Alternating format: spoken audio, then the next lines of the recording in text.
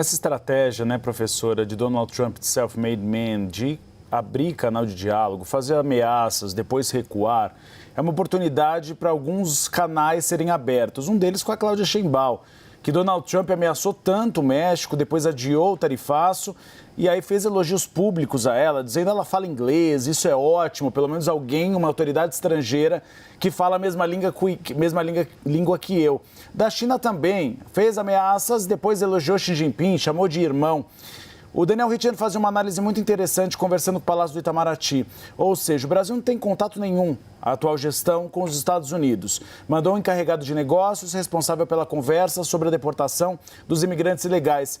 A senhora acha que pode ser fazer um limão uma limonada, ou seja, uma oportunidade para finalmente, se houver essa tarifa, o Brasil abrir um canal de diálogo e iniciar uma relação com o governo de Donald Trump?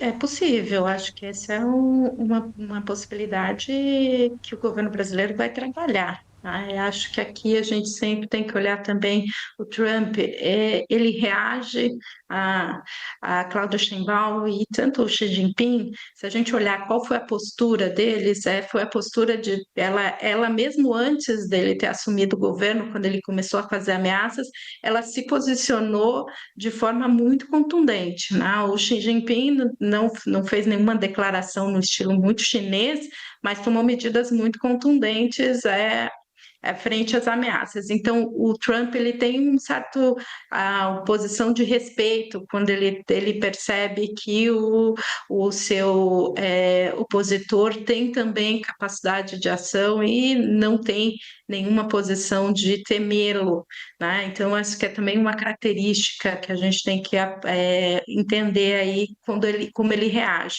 Então, ele faz ameaças, mas quando o outro também reage às ameaças, ele sempre faz dar um passo para trás. Porque exatamente ele também não quer grandes custos internos. Tá?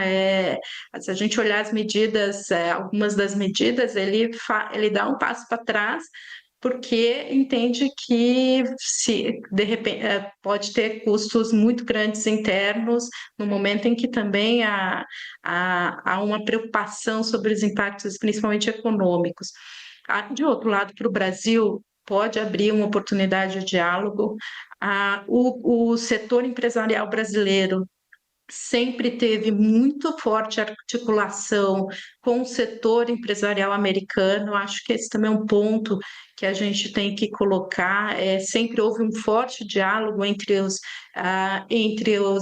empresários, tanto dos fóruns Brasil e Estados Unidos, quanto com setores empresariais americanos e também com setores do legislativo americano. Então a gente tem capacidade, sim, de abrir canais e poder negociar.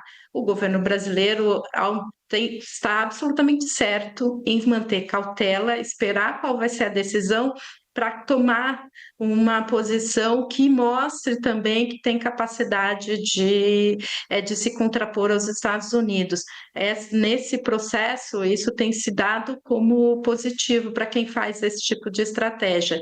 Pior situação é aquele país que tem que reverter a posição frente às bravatas e à lógica aí quase de bullying que o Trump faz junto a alguns países.